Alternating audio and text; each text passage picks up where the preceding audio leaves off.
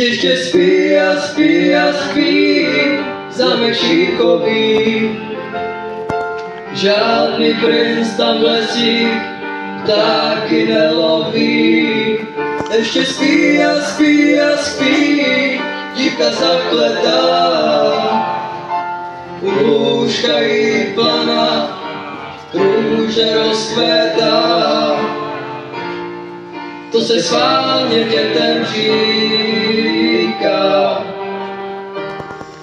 aby s důvěrou šli spát, klidně spát, že se jdu probouzí a ta kráska procitá. Zatím spí tam dál, spí tam v růži.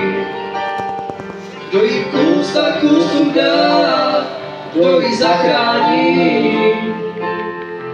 Kdo si dívku popledlou vezme za paní, vidí zítra za ní a nevěř pohádkám.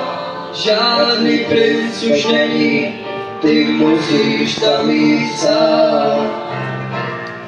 To se schválně dětem říká, aby s důvěrou šli spát, klidně spát, že se jdu probouzí a ta kráska procitá. Zatím spí tam dál, spí tam v růži.